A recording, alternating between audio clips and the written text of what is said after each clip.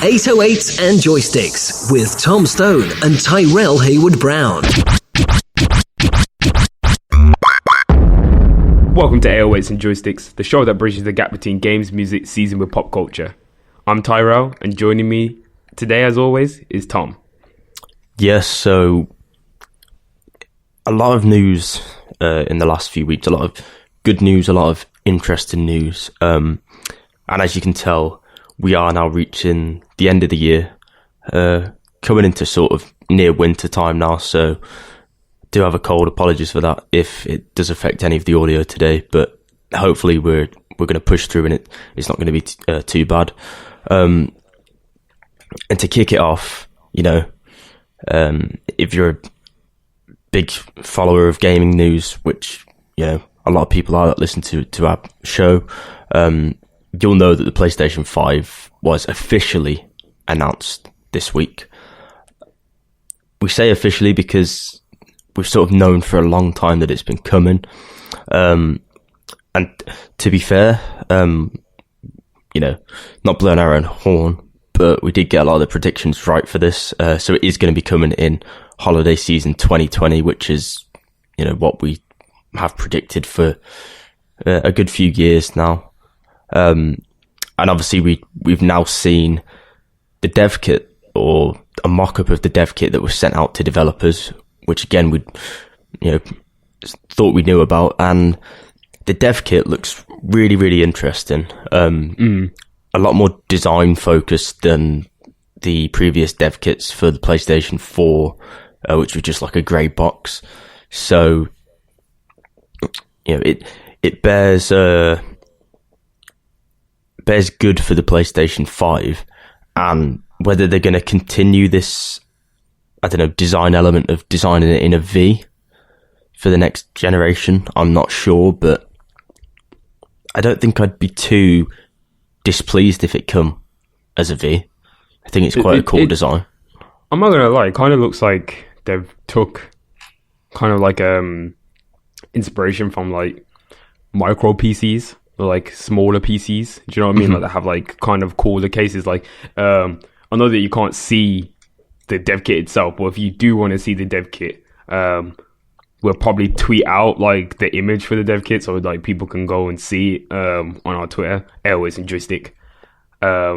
And yeah, it seems like they've took inspiration, and it just goes to show that maybe the PS5 will maybe take a more of a modular kind of method behind it. Maybe we'll see that the PS5 can be interchangeable. You can have proprietary hard drives like the Xbox 360. Remember when you could change off the hard drive? Like you could put new ones and bigger ones on there.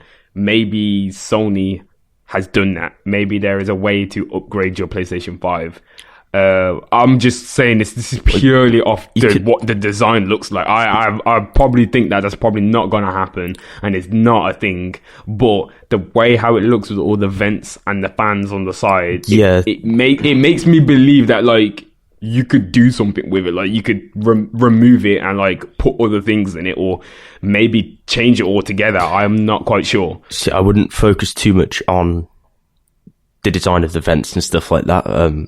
Because, like I said, it is a dev kit. Yeah, exactly. This is purely off just speculation, and I'm just throwing stuff out there. The front end stuff will look completely different. That's just for easy accessibility to have controllers plugged in, easy accessibility to buttons and stuff like that. But what you will possibly see from this, I think, is the V design, maybe.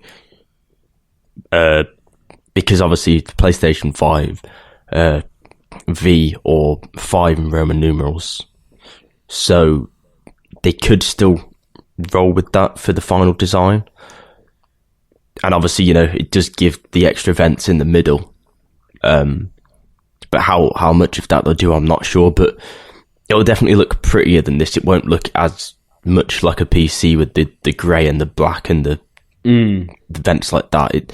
They'll definitely go for more all black sort of I don't know, modernized design, but they might keep the weird shape. Whoa, okay. just as I was talking about modular, it says that you can. So it said that we know the console will support ray tracing. The games come in bundled on 100 gigabyte optical discs that can be installed in individual modules using the device's integrated 4K Blu-ray player that will launch alongside the new PlayStation controller. So that it seems like a lot of information was thrown at us, and I feel like we have to see Sony on stage to walk us through the actual console to just see what it's going to be like. I know the new controller is going to be a massive upgrade from what we have seen in the past on the PlayStation. So, like, the PlayStation controller has stayed pretty much the same, hasn't it? Like, throughout the years. I could maybe see a huge redesign for this next PlayStation. I think the controller will look relatively similar. But the internals of it, they're changing a lot. So they've mentioned haptic feedback and adaptive triggers. So, you know. So I'm guessing really that means no more DualShock? No, you'll still have DualShock, I reckon. Like, I don't know if they'll call it DualShock or what, but yeah, I think that the layout of the controller will still be the same. But the haptic feedback, obviously you get a lot more variety, you know, in the feedback that you're getting from what's going on in the game. And then the adaptive triggers, it allows the programmers or developers to program the resistance of the triggers. So, you know, if you want the trigger to be really loose, then you can have that, or it could be like really tight. So if you know, shooting a gun and you press it down, then, you know, it'll actually feel more like you're, I don't know, pulling an actual trigger rather than just like spamming something on the back of a controller. So I think that'll give a lot more immersion. But it also plays into this whole VR thing that they're going towards as well. So the fact that they're trying to incorporate the haptic and adaptive stuff into their primary controller also lends into VR as well. So I think there's a lot of focus on that, and there's a lot of focus on sort of being more immersed in this generation.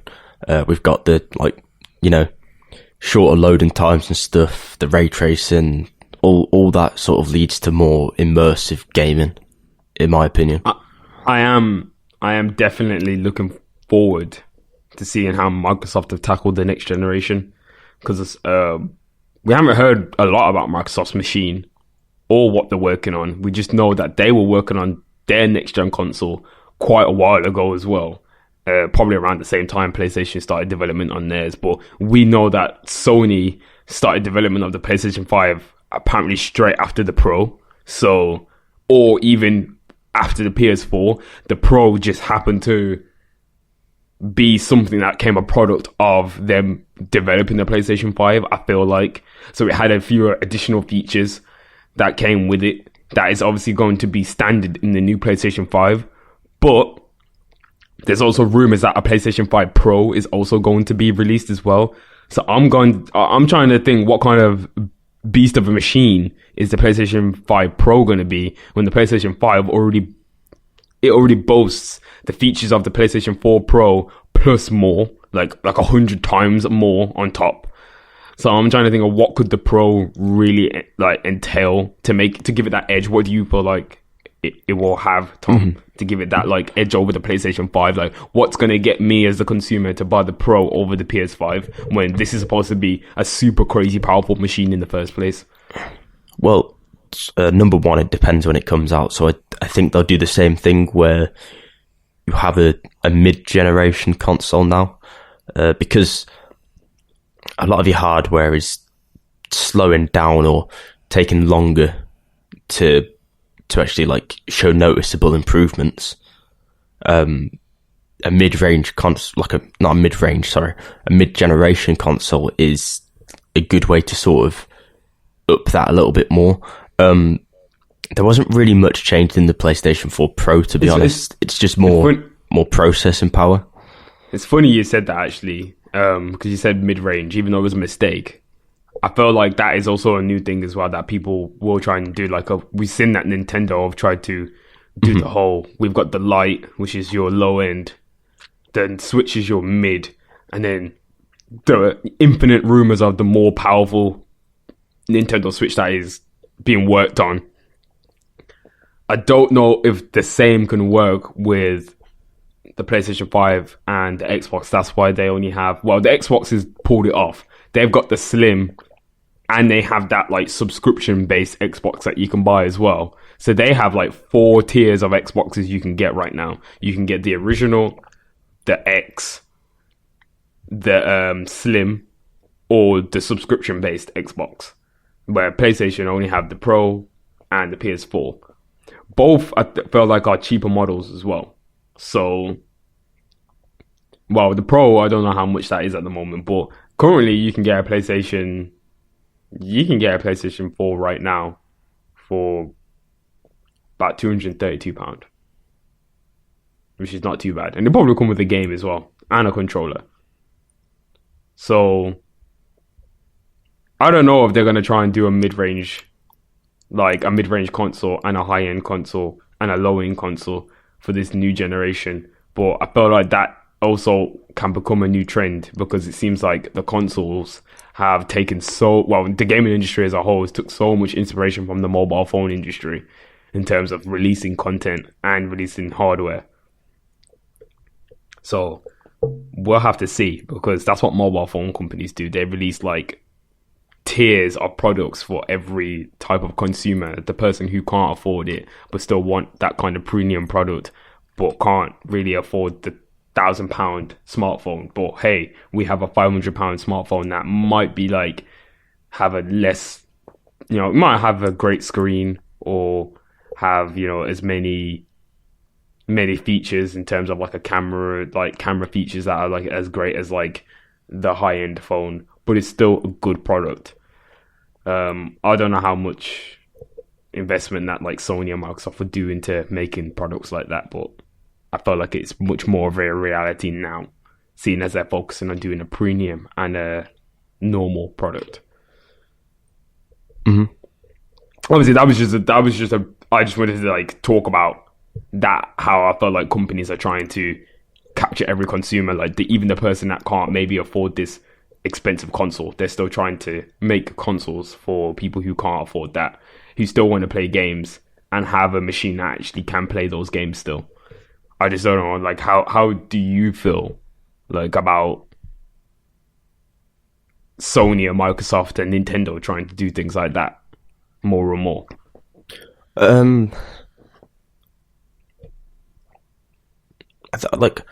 not against it. I'm quite partial to it. I like the fact that having more options gives a lot more variety of people a chance to get into gaming or, pick up something like that. The big thing is, with a lot of things, PC becoming a really big market again now, it's really hard to build a decent gaming PC for relatively cheap. And with this streaming stuff now coming in and having cheaper consoles, that allows people to easily get in on those things and play a game. You start bringing in stuff like crossplay, and then the amount of devices people have, the amount of access they've got to games, which can be free now the majority of the time, and play them with their friends for free using a relatively, cheaper or lower range, lower end console. I don't really see a problem with that. I think it's a good way to get everyone involved in gaming and really just, I'm not entirely sure what I think about it in the long run, because you are going to have such a big gap. But I think in the short term, whilst we don't know what the future of streaming and stuff is, I think it's a good idea. It gets everyone into the gaming. But long term for these companies, I don't think it's a viable plan. I think short term it's a good idea, but then, thinking further into the future, so we'll say next generation, if there is a next generation after, I think that's where that will have to be considered, because I think all this has come about because of the fact that this current next generation for like the PlayStation 5, that was never really thought to be too far along, and the PS4 Pro and the Xbox One X were sort of like born out of the fact that there wasn't enough to say, oh, this is the next generation console, we'll just have to put something on the end of it. And like you said, like the mobile industry doing that as well, and people getting used to that, consumers getting used to that. It's like small upgrades, but it's not classed as a new thing. It's like, it's new, but it's not the next iteration. It's halfway between. Yeah. So people getting used to that and wanting more from the next iteration, the companies have had to adapt and say, okay, well, there's probably not enough to say this is going to be called the 5, because it's not too much different. It's more powerful, but it's not significantly different. Yeah, I really feel like that's what they were developing the 5, and Xbox was developing their next console, and they were just like, these innovations that we've done is just not enough to garner a new console. So we're just going to release it as like as you said, like a mid-generation console. Mm-hmm. So I do find it really interesting that the 5 now is like boasting these features that are so much more powerful. I'm just thinking, what the hell is the Pro going to be like? I'm just thinking, I can't even imagine a Pro already in my head. The thing is that the PS4 Pro wasn't entirely different. It wasn't that great. It didn't even give true 4K. It did checkerboarding for one, but I think even that's just sort of like we said earlier, minimal feature upgrades that made it a Pro, but not a different thing. So you look at the mobiles market, you've got things like the iPhone 11 Pro now and the iPhone 11. They're still the same internals mainly, but there's just a few differences. So a little bit more processing power or better cameras, just certain stuff like that. So I don't know, maybe the Pro might be more suited to high-end VR, and the regular console is just suited to normal gaming. Because it does require more processing power to try and get the good graphics on, like the VR headset. So yeah, well, with the VR, I felt like Sony had to release a console to make sure that their VR headset was sufficiently supported. Otherwise, I felt like the PSVR wouldn't have done as well as it has, because it has done well. I'll give it to Sony. Their VR headset did do well. That was a good investment on their behalf. Seeming as there is also the Vive, and there's also the Oculus Rift. But I feel like the PSVR was good because they had good games on there that went along with it as well. Whereas the Oculus Rift and the Vive, they have good games on there, but not crazy IPs that Sony have been trying to get out within games. I feel like it's a lot more difficult. I feel like development's a lot slower when it comes over to games that are being developed for the HTC Vive and Oculus. They're much more smaller in scope as well. Whereas obviously you can play Resident Evil 7 and stuff like that in the PlayStation VR headset. And I feel like obviously that's really cool that you can play the whole game experience that way. I'm not quite sure if we can do that on PC or not. I could be chatting shit. I don't know. But I just felt like PlayStation did a good investment with their VR headset, because I felt like it wasn't going to do well. I really thought that the Vive or the Oculus Rift would have definitely beat it out, but it seems to have been living a life. Sony haven't tried to kill it. How Xbox killed the Kinect. The whole lifeblood of their console is no longer used in tandem with the console. So that just goes to show, when something doesn't work, it will be axed off by a corporation, just like that. Mm-hmm. I mean, we've spoke a lot about the next generation, and there's a lot of other topics that we can get into. And you just sort of mentioned being axed off by a corporation if something isn't working. And I feel like it's a good sort of transition to move on to, the Blizzard fiasco. I wouldn't really know what to call it, but I would call it just a hot mess. It is, and it's not just Blizzard, you know. Let's call it how it's supposed to be. It's Activision-Blizzard. They're both a parent company together. They are the same company. They have the same... Like, everyone seems to think that Blizzard and Activision are separate. They're not, you know. They are still together in the same parent company. And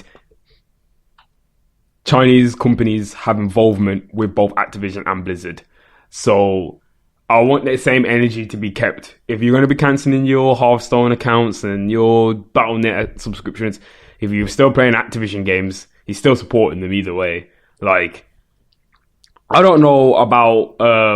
nobody should be pressuring any players into deleting their account. Everyone has their own opinion when it comes to things. That's one thing that we need to set the layer on. No one should pressure any... There's people over the world that don't understand things like this. There's people over the world that this is the only game they have. And that is it. Like, roll back a minute and sort of explain like the situation that's going on, and like why this why this backlash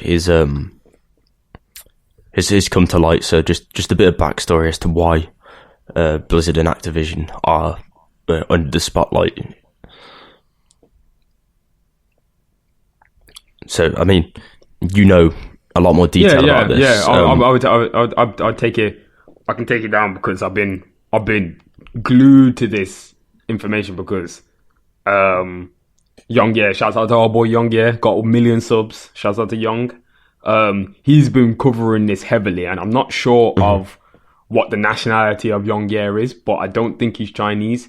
He doesn't really say what like nationality is, but he has strong views obviously in support of Hong Kong.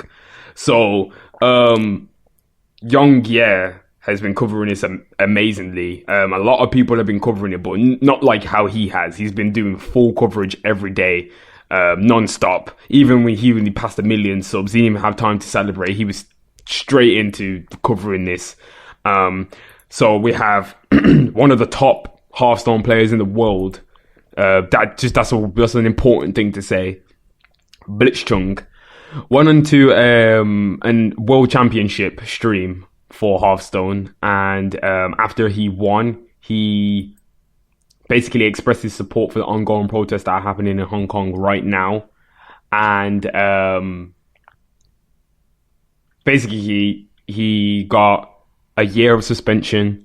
He got taken out of the Grandmasters of Hearthstone, so that must be a certain type of like leveling system. Like I know in Overwatch you can get to Masters, so Grandmasters must be, he was taken out of that from the actual game, and he had all of his prize money from the last season 2, so this whole year of playing games, he had all of his prize money stripped away, which has been given back to him, but we'll get into that later because obviously that's just bullshit.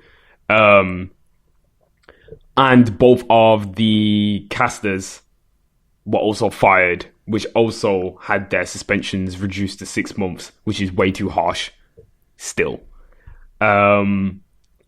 Yes, so Blizzard Entertainment, as we know, creator of World of Warcraft, Hearthstone, Overwatch, StarCraft, basically every single big esport game, Blizzard made it.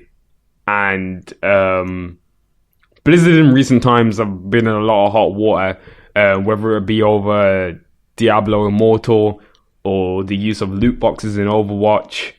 The fact that they are also a part of Activision and they act like they're not a part of Activision, even though they are. The way how they handled this was they tried to say that he broke tournament rules. Okay, that's cool. He broke tournament rules. But a year of suspension, no money, and fired both of the casters just to be on the stream is nothing to do with breaking the rules. You're telling me that you couldn't get off with a suspension or a light fine or something? Like, you had to suspend the man for a year. Like, he's banned from the game for an entire year, and you took all of his money. Why would you take his money away? That's the one thing I didn't understand. You're gonna take his money that he earned himself and he fought for, like, rightfully so, in a game, and you're gonna take it away because he expressed support for his home country that is under repression at the moment. I just don't really understand how. And then they tried to double. Is the problem isn't what Blizzard did, because if Blizzard did that, that's fine. It's what they did after that was what caused even more controversy. So there was 2 college students from America that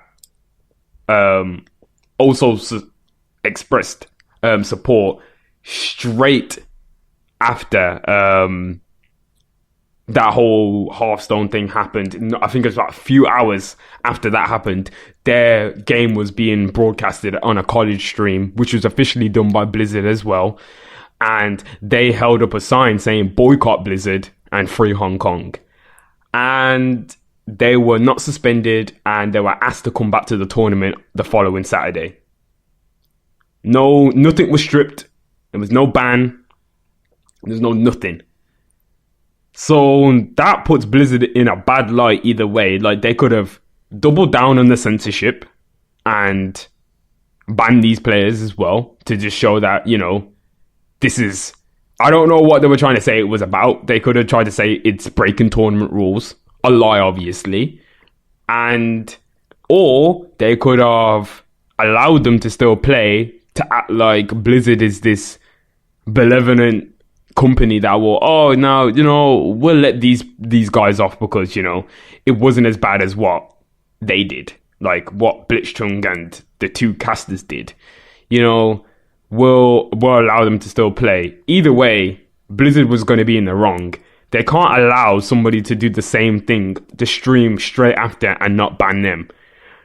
I just thought it was just gross negligence on their part. The silence from Blizzard as well over the days to not even come out and apologize to anyone, address anything.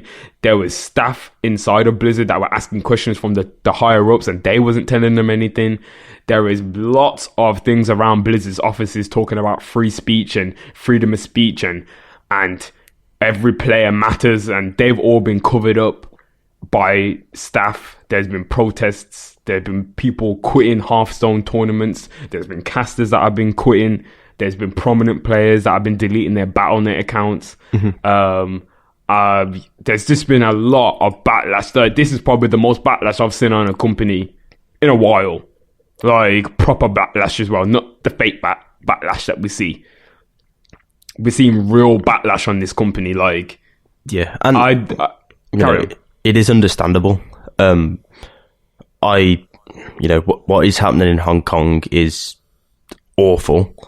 And people are protesting and trying to raise awareness for how the people of that country are being treated. You know, it's their human rights aren't being adhered to. You know, which again, a lot of countries, you know, your typical human rights, the people in that country at the moment aren't being able to have that. But I mean, coming to the point about Blizzard,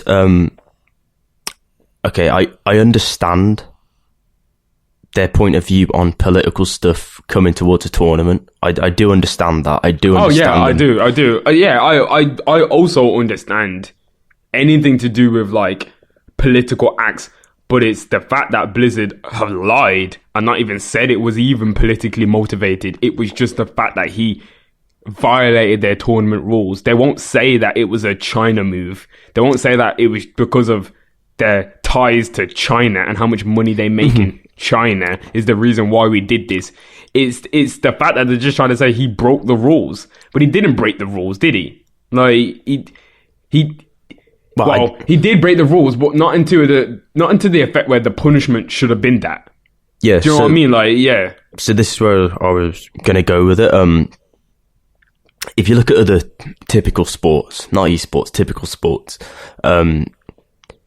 there are rules against freedom of speech in sports. If you celebrate, you're able to, during a celebration, say certain things. Okay, you can protest certain things, yeah, but you may get fined for it, you may get suspended for it.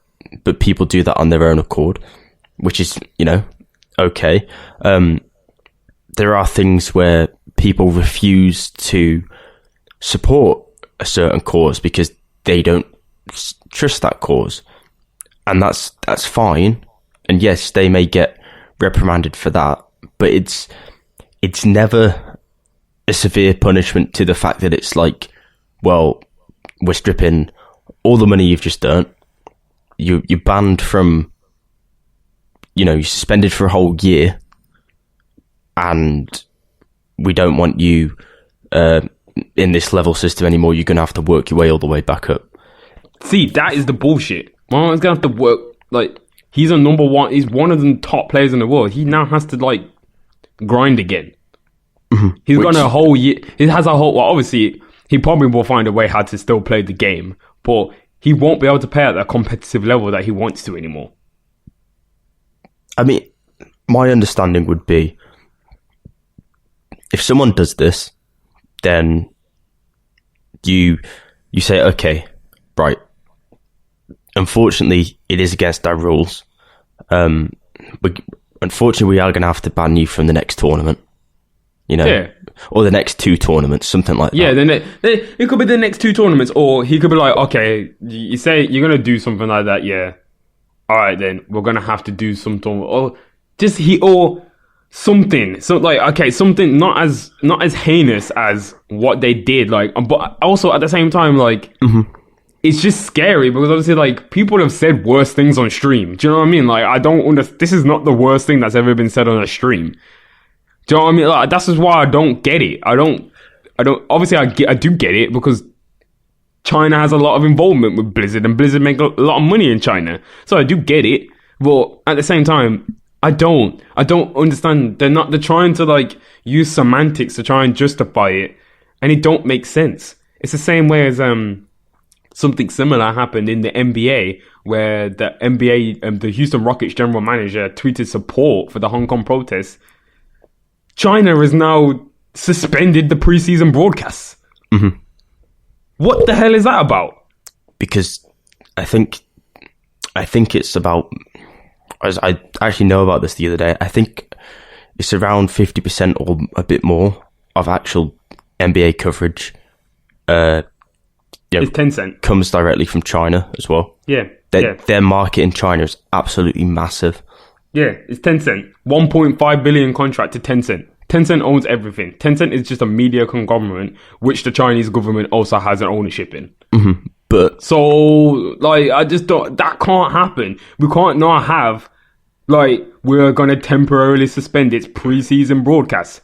Like, what? Because a man supported protest from a team? Like, do you know what I'm saying? Like, how deep does it go? Do you know what I'm saying? Like, how deep can this go now? Because people can start getting in trouble all the time now. This is the thing, right? This is what we've, been building up to, what we've been speaking about. This has been happening for a long time. We've seen, people backlash and stuff like that. And it's been okay. There's never been too much interference.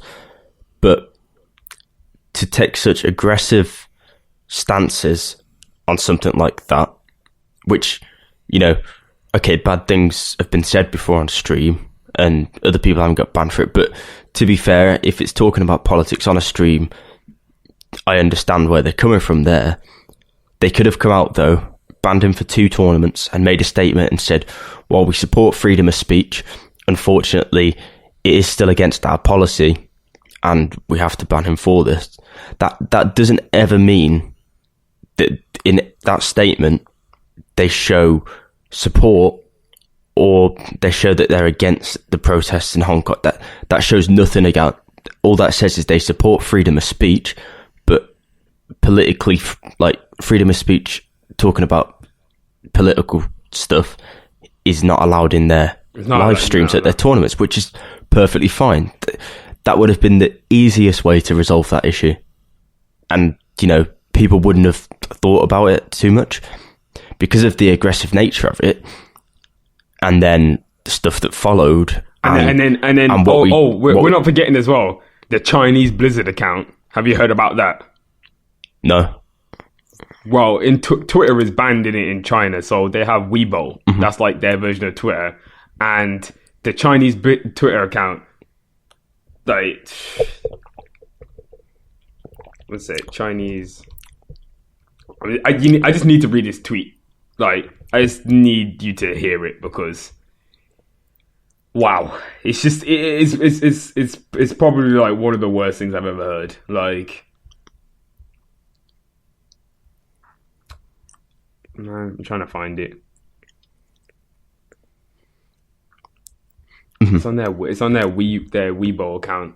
It has something crazy. It has something crazy in there, like we're protecting like the pride of China or something like that. I was like, that definitely means then it is a motivated. Okay, we express art.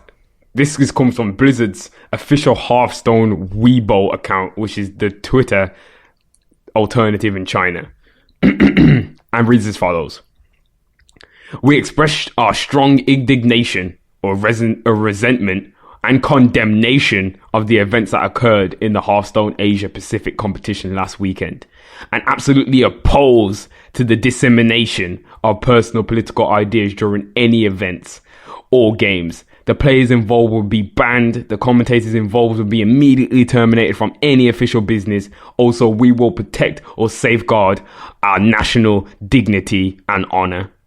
Mm-hmm. What the hell is that? What does that tell you? It was China. Do you know what I'm saying? Well, that's exactly the point that I was going to come on to next, which is that, you know, it could have been so easy, and the aggressive nature of everything, and, you know, bundling the NBA stuff, what we've known about China trying to take a market hold in certain things before, how aggressive they can be with other stuff like that anyway, where, you know, they stop people from their own country taking money out of their country and spending it in the West to try and keep it in their country. What we know about them, or, you know, the government in whole, is that it's very, you know, it's very much, I don't want to say dictatorship or communist, but it has that vibe about it.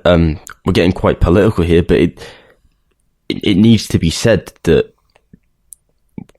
we're at a stage now where you've got this big country that doesn't allow people to use Western social media.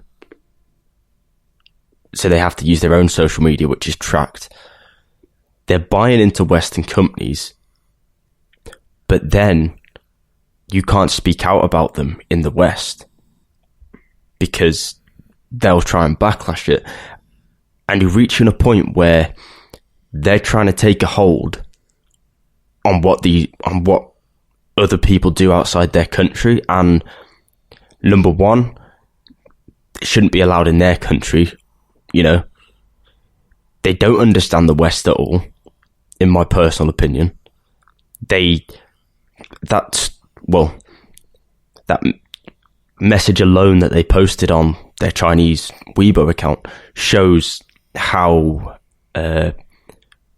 not incompetent, but how sort of out of touch they are with how people will react to that in the West. The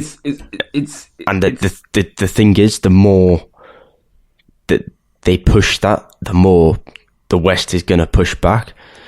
And then the more the West push back and support the opposition, you're going to end up with people in China having that thought of, are we supporting the wrong thing by national pride? Do we want to be more like the West? And, you know, the West isn't perfect, but you have to say there's a lot more freedom here and a lot more ability to say what you want than there is in certain other areas of the world.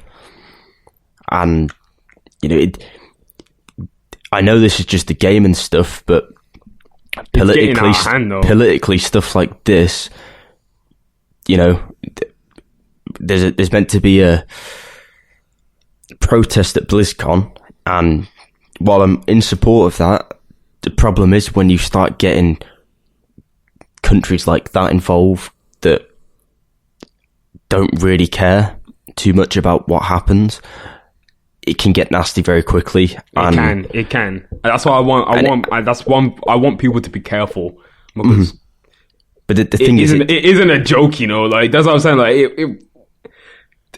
I'm only just starting to find out how many of these companies have actually got a stake from Tencent or NetEase or one of these Chinese companies in it, and it's terrifying, Tom. Like, but we're all using the same games and media that is owned by them, and what can we really do at this point?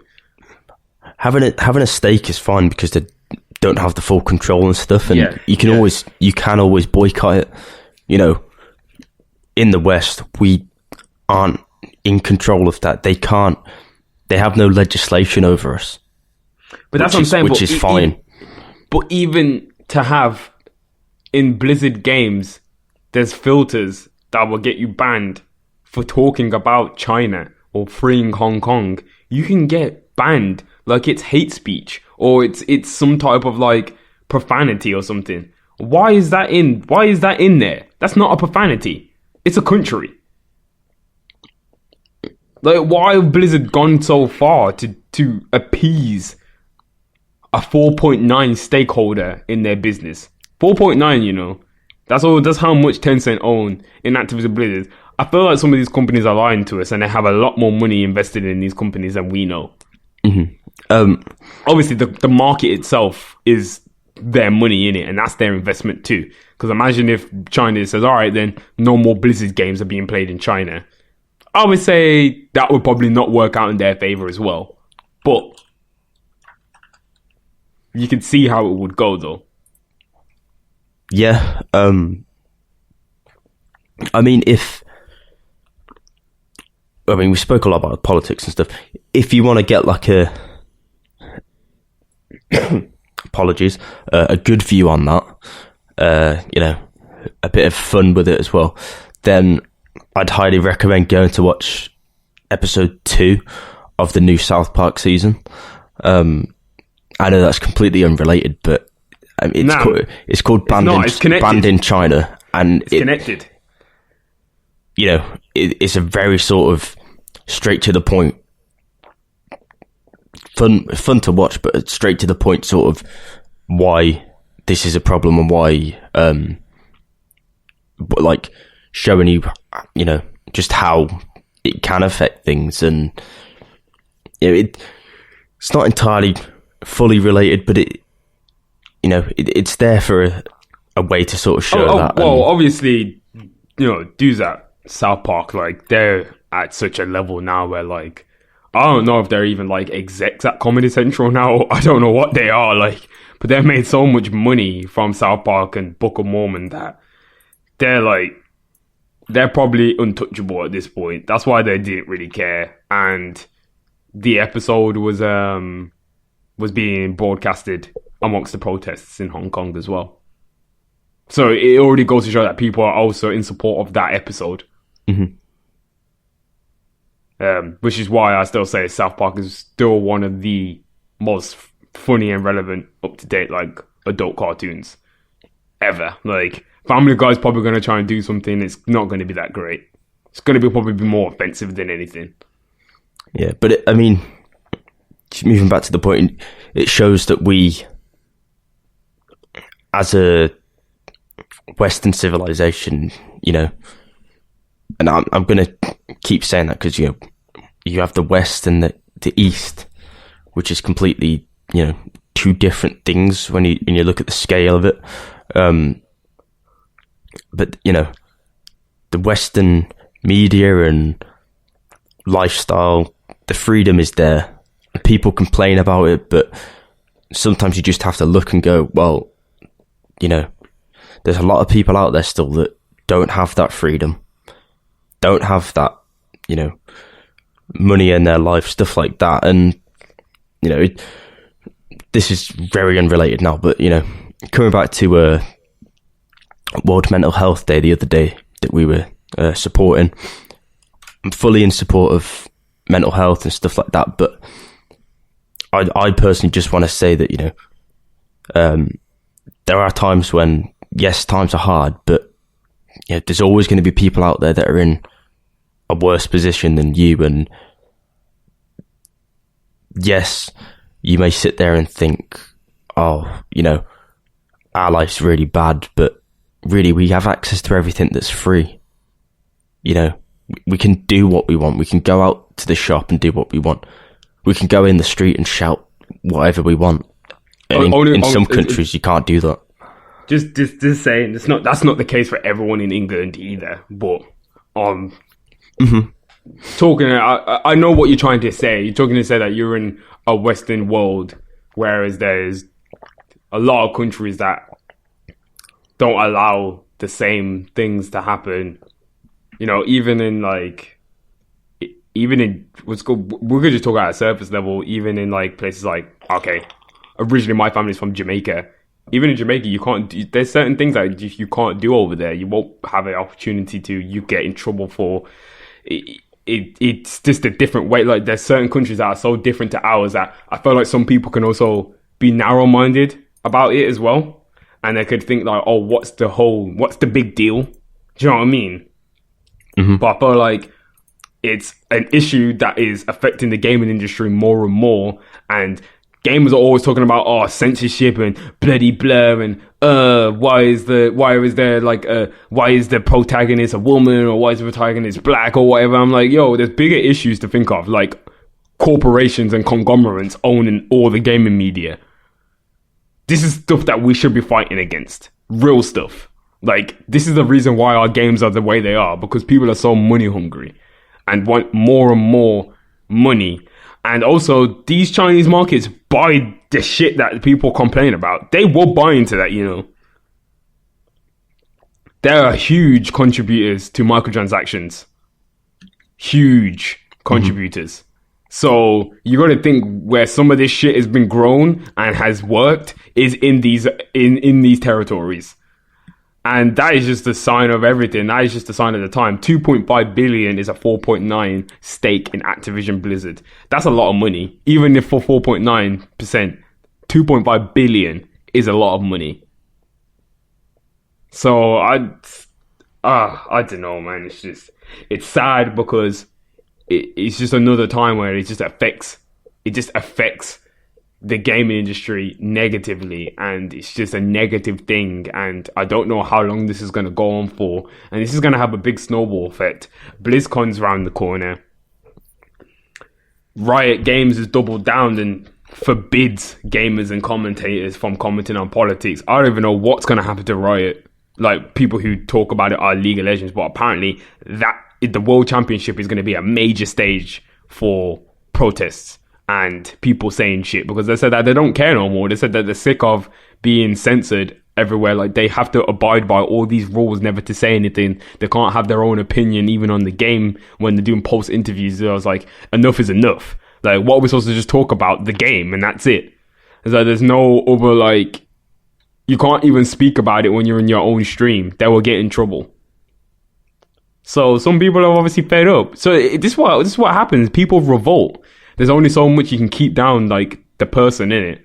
It will come to a point where everyone will see that this is not right, and we have to take a stance. Whether that means that we're not all playing the game, then that means we're all not going to play the game, because that's what makes companies do something. When their stock prices drop, and when they ain't getting as much money as they are, even a month of losses will be quick enough. Like, Blizzard have only had a shitstorm of 4 days. They didn't even have a time to put a statement out before they rescinded his prize money and reduced his suspension. Do you know what I'm saying? They didn't even have a time to even talk to their own staff. So it just goes to show that Blizzard was probably in a real shitstorm. I heard their offices were no one was doing anything when this is going down. So I think that's, to sort of end the discussion. I think that's the right thing to do. Yeah. Speak out about it. It doesn't matter where you are. You speak out about it. The more you speak up and fight against something, then there's not much people can do at that point. I'm gonna keep an eye on all of this because it's also interesting. What I don't know if you've seen what Epic said about they would never ever ban anyone. I don't believe that. I feel like we need to wait until something comes along when there's going to be an official Epic stream of Fortnite, and when a player says something, I want to see what happens because Tencent have a big stake in Epic. So, but it all depends on. They said that how they work in that market, how they work with the company, how much the company has a hold over them, and that's a lot of the things because damn. What's the Epic Games CEO? I have no idea. I can't Tim remember Sweeney. That off the top of my head. Tim Sweeney. Tim Sweeney said he's a major stakeholder, so he gets to make all the major decisions at the top, even though Tencent has a 40% stakehold. So he has 60. He has 60%. A lot. Majority. It's not a majority. That's true. But they were saying, how can Activision and Blizzard, Tencent only has a 4.9% stake, so why did they make such a decision? Because it has to be due to the fact that because they make so much money in the Chinese territories. I feel like Fortnite. Mm-hmm. I feel like Epic might bend to that whim. Possibly, but also, Fortnite is very big in the West. Yeah, esports very big in the East, massive in the East, and also. We're not forgetting how much Blizzard pumped into China and the East in the last year or two. Releasing a lot of mobile games over there, stuff like that. In Activision as well. So, yeah, Tencent is going to go up 4.9%, but then you've also got to think, possibly other investors that are based near there. That they need to try and support. Is that what they're thinking? These decisions aren't made. Okay, sometimes they are made just sort of rash, like thrown up in the air and gone, yeah, okay, we don't need that. And that may have been the way this decision was made, but they would have still been thinking, we're doing that because otherwise we're going to get so much backlash off the people at the top that we need to make sure these people stay happy with investing in us. So I think there's a lot more that goes into it, but yeah, it doesn't mean it's right. No, it doesn't. But I feel like we've got more to cover on this over the next. It's not going to end here. Blizzard making that little bullshit statement, suspending him only for 6 months and giving back Blitzchung his money. That's not going to really go over well with anyone. Well, it already hasn't. People are still really pissed off and not happy. And also the people out there that are using this as a chance to troll, don't do that because there's people that are really trying to get things done here and this is not a time to be busting joke and trying to use this as a platform to have jokes about because it's just not the time. Do you know what I mean? Like I just feel like if we're going to do something serious, we need to be taken seriously. Gamers are never taken seriously because there's always some idiot doing something. I just want us to be taken seriously in this time. So let's carry on. Let's hopefully get some actual stuff done. Let's see if Blizzard are actually going to come out and make an actual apology rather than a bullshit one. Yeah, we've been speaking about this for quite a long time. We're going to have to get off gaming soon. So there's so many topics we didn't even focus on. Trying to think. Let's relighten the mood back up. Let's bag on. Oh, what do you want to talk about? The pastel colours. Yeah, I was just. I think this is quite interesting. It is. A lot of the other stuff is very sort of. Yeah, it's still. Weak. Yeah. Well, there's another heavy topic, but I feel like we'll probably leave that till next week. Mm-hmm. Well, the next show now because it's a lot, and we wanted to talk about this in depth as well because it's something that we've seen that is an issue on. We talk about Twitch, obviously. Whoever was affected by the shooting that happened, condolences to the family. I don't know if anybody actually die in the shooting, but it was live streamed on Twitch. If you didn't know, which is just disgusting, and we need to find a way how to stop things from this happening. So just obviously just. Man, it's one of them things. I don't even know what to really say, because how can you prevent something like this from happening? It just happens. It's like it happens all the time now. It's just crazy. Like, just need to stop giving these kind of guys a platform, man. Like, just need to get them out of here. And like we said, we will get into that in more detail. We will properly, because we feel like talking for about 5 minutes is not going to really do it justice for the people who are involved or anything like that. So, but yeah. Moving on to something that is a lot more lighter. I thought this was a cool article. I found it on Polygon. I thought it was interesting that, apparently more pastel colors and lighter colored peripherals for gaming is what's selling these days for Razer. That's what Razer said. Yeah, I mean, and I'm not surprised, to be honest. As someone that buys decent peripherals myself, I do have a few, to be fair, my setup was quite RGB, but keyboard wise, pastel keyboards are really nice. Controllers, again, really nice to have stuff like that in your headphones. It is a very sort of, I'd link it more to sort of like Zen in a way. They're more toned down, relaxing colours, whereas your RGB and your LED light and it's very sort of harsh and out there and sort of what's always been classed as you have a good gaming PC, you've got lights everywhere around your room, but making the move into having like a lot of these pastel colours. We did see the Switch, not necessarily pastel with the Switch, but they're very vibrant colours, but sort of block colours. And they've started moving towards a little bit toning it down with some of the controllers on the Switch now. The PlayStation 4 controllers, the DualShock 4, they did it quite well with some of their controllers. I think we've started to see this more due to the sort of toned down colours we've seen again in the mobile market and the laptop market. So we've seen things like rose gold has become such a common thing now that people really, they really like that sort of style of stuff. And this article from Polygon builds on the sort of rise of gamer girls, as you could say, and how this more toned down colour sort of attracted that Eastern audience quite a lot.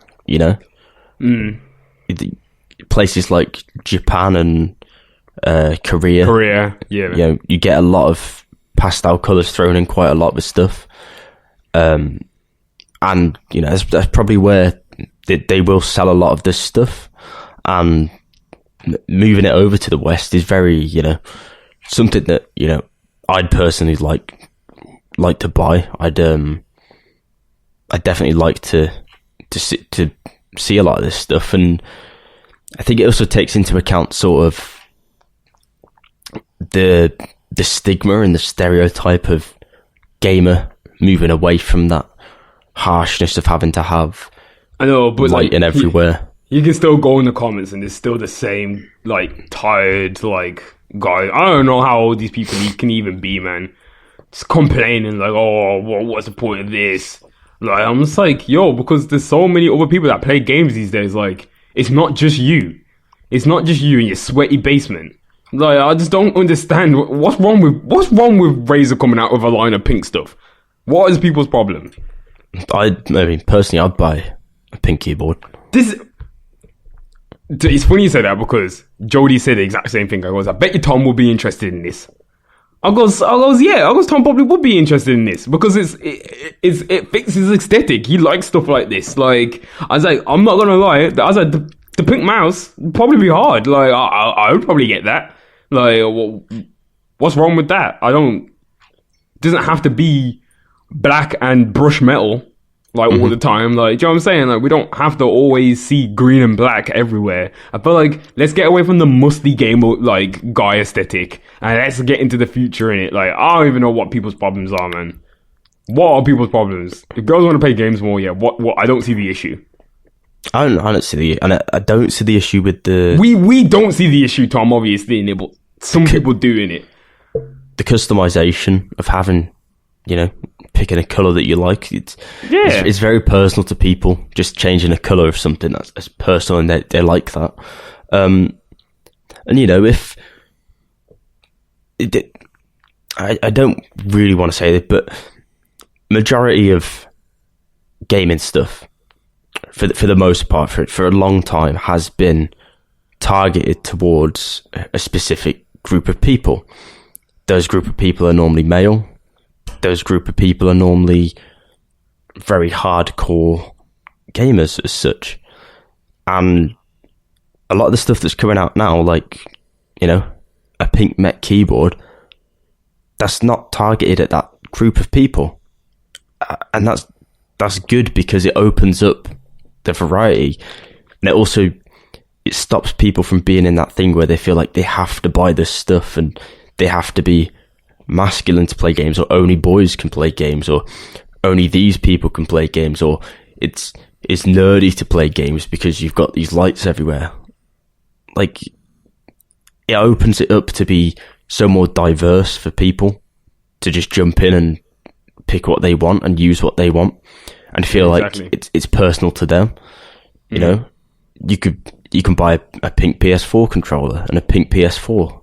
What? I mean, you know, we're talking sort of theoretically. If you could do that, you'll probably see a lot more girls coming to do that. But then you might say, okay, well, girls don't really like pink. Well, that's fine. But then, you know, bring in some more colours, add the customizable keys and stuff like that. And we've seen a big uptick of that in customizable accessories over the last 3 or 4 years. And I'm really sort of a big advocate for stuff like that, because it does allow people to jump in that normally wouldn't jump in. And, you know, it also allows them to feel like they're not, you know, if they don't want to be associated with that sort of stigma of being a gamer, then they don't have to be, because that stigma's growing old now and it's going away, and thank God it is, because the majority of people are gamers these days, from your phone to, you know. I'm so glad it's getting away from that, because we just had to deal with so many of those kind of people in our time, and it's just annoying. They're so annoying. I don't even think it realistically should be a term anymore. I think that gaming, if you go and watch Netflix, people don't go, oh, you're a filmy, or you're you read a book, people don't go, oh, you're a bookworm anymore, you know. And, you know, you listen to music all the time, people don't go, oh, so you're a, I don't know, you're a record head or whatever. Like, a record head. there's no term for stuff like that. Yeah. There shouldn't be, because everyone does it. Everyone at some point will do that. More people in some than capacity. Others. So, you're like, right now, you're like, your auntie or even your like grandparent is probably playing a Facebook game or something. That is a game at the end of the day. Like, or if they're playing Candy Crush or whatever, like, that is a game at the end of the day. Everyone plays games that do something to keep their mind ticking or numb their mind. I don't know, either one, whichever you feel like it is doing. Mm-hmm. But either way, yeah, I feel like that is the right thing, Tom. Like, yeah, it's become such a crossover. That's why gaming is at such an important point at the moment. It's at the point where everyone's pulling for it. The creators are trying to protect the industry. The what I call the old guard, which is like the old generation of gamers that feel like it's all of the new generation of gamers, it's our fault, while gaming is in the point that it is, when technically it's all of their decisions that they made when they were in their adulthood. That is the reason why gaming is in the position it is right now. That's what I'm saying. We'll have a longer discussion on that in another time, because I keep having discussions with a group of older gamers and they keep blaming our age demographic, Tom. And I need some backup sometimes, because I feel like we are not to blame. I mean, we're not, no. Personally, we're in a weird generational gap, I would say. For everything. Group of 20 to 25. For everything. I'd class that as a generational gap between maybe even up to 30, where you've experienced it from sort of the infancy to what it is now, and you're in the mindset of you're young enough to want to be able to make that change, but you also experienced it from near enough to start. And it's not the same as the young generation now, which have born into a world where you have a lot at your fingertips. We never had. We've spoke about it before on the show, where we were born into the world, and you had phones and stuff like that, but like if I wanted to go on the internet, I'd have to drag a cable all the way through my house to plug it into my computer, and then wait about 5 minutes to get on the internet. And if somebody's ringing the phone or somebody wants to use the phone, your internet's gone. Yeah. So exactly. that was it. I had to use AOL. Where's that now? Dead. Jesus, that's what I'm saying. Like, we was dead. That's why I don't want to hear people say that like we ruined stuff when we were there when things were good. We weren't old enough to make the purchasing decisions, so like I don't want to hear the fact that it was our fault. It was not our fault. So I also don't think generation should be blamed for anything.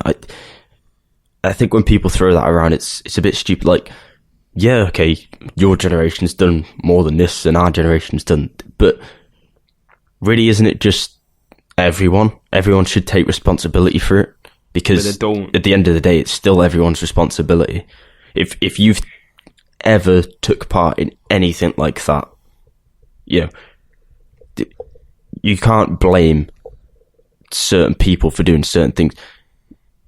If you've taken part or participated in gaming, we talk about the environment, and people say the older generation, stuff like this. It's a heated debate, but it doesn't matter whose fault it is. It's everyone's responsibility still. It's not the older generation's fault. It's not the younger generation's fault. Everyone has still played a part in it to get to that point, and it's everyone's responsibility to fix it if they care about it. The same with gaming. Yeah. Everyone's played a part in it, and if you want it to be fixed, you have to play your part again. You can't just go around blaming other people and saying, oh, well, it's your fault it's done like this, so until it's sorted, I'm not going to do this. You have to try and make a change, no matter how old you are, how young you are. If you want something to change and you want to make it right, then that's what you have to do. Well, as I said, it's a bigger discussion, because it came into the finger where apparently, like, I don't know what older generation, I don't know what subset they class themselves in, but apparently they created every genre of games, and that's when I did it. I was like, that's not true. So I was like, that's just not true. It's like everything derived from our games. I was just like, so we've not innovated on anything. But didn't Battle Royale just come out like a few years ago? I said exactly. No, apparently there was a case of that already. I was like, how? Yeah, that's what I'm saying. Don't worry, Tom. We will get that debate, because I want to come on air and embarrass everyone. That's what I want to do. So don't worry about it. We will get that discussion done. Yeah, we will get it done. We'll do that discussion, because I have a few interesting points about that. Do you know what I'm saying? Yo, you need to understand. Like, you need to understand. When I was there, I had no one to back me up. I had no one. I was like, all right, then. I was like, when I come back with my people, I goes, we'll see if you'll be saying the same comments. hilarious about what's called we never made any innovations. So I was like, yeah, all right. So we discussed a lot about gaming. It's quite a sort of in-depth talk about gaming this week. So we will move on to films and TV. Bridging the gap between music and gaming. 808s and Joysticks.com. And kicking off films and TV, something that I do want to talk about that we've got on the list is the Joker film that came out this week. And actually, you know quite a lot about this because Jared Leto's been quite upset about this film, and yeah, we've been speaking off air about this, and Tairell's been very vocal about his opinion on Jared Leto during this. Well, Tom, you already know that, like, I don't really like Jared Leto that much. I don't even know where it stemmed from, the fact that I don't like Jared Leto. I just don't think he's a good actor. And his Joker was trash. Like, I don't really understand where he thought that he could get a solo movie off when his portrayal of the Joker was probably one of the worst things about Suicide Squad. So it doesn't really surprise me that James Gunn is doing a soft reboot of the Suicide Squad without Jared Leto. Like, most of the cast is not even returning. What's the point of doing a soft reboot? Because Will Smith ain't returning. He's too busy playing himself twice. And which we'll get into later. Which we will get into later, because my God, I don't even know what Will's doing anymore. Will's just being Will at this point. And I just on that point, I watched the new Aladdin film over the weekend. And to be fair, it's really, really good film. Like, yeah, Will Smith was probably the best, like, was he? The best person to play the genie. Yeah. Oh, yeah, well, from the time when, I think, did Robin Williams give his blessing? He said that, like, he would be fine with Will Smith playing. I don't know if this was in talks a long time ago. There's a couple people he would be fine with playing the genie. And I'm pretty sure Will Smith was in it. But I don't know. I guess now that I see that Will Smith is Genie, I'm trying to think who would be that lovable person that kind of tampers over all the audiences that we could really put in a film to play Genie at this point. Will's kind of probably the only guy. James Corden. James Corden. James Corden. I don't even know where we're getting off putting him in, like, bare films. Like, I love James Corden's portrayal of Smithy in Gavin and Stacey. I don't know if that's just because it was a British comedy and we all grew up with it, and the Christmas special, and the Christmas special is coming back this Christmas, so that's going to be crazy. I don't know if it's to do with that, but when I see James Corden in other capacities, I don't enjoy him that much. Like, carpool karaoke, I don't really understand the concept behind that. I don't find it entertaining. I don't know. What do you think about it? We're getting really off topic here, but like, yeah, what do you think? What do you feel about carpool karaoke? Like, I like James Corden as a person. I don't mind him. Like, he's not where he used to be. So I used to really like watching the comedy sketch show they did, Horn and Corden. Obviously, yeah. Oh man, they both fell out, and they're sort of friends still now, but don't work together. But it's just a joke. I don't think it would be right for him to play Genie. You know, there's only so many actors that could fill in the footsteps to play that role after someone as like legendary as Robin Williams. I don't even know how you did. Robin Williams, yeah. Like, when I go back and look on his work, yeah, there's a film that, like, is one of my... I remember getting it from renting a DVD or a video. That was the thing back in the day, people, before Netflix, when you had to go to the video shop. And what do you mean before Netflix?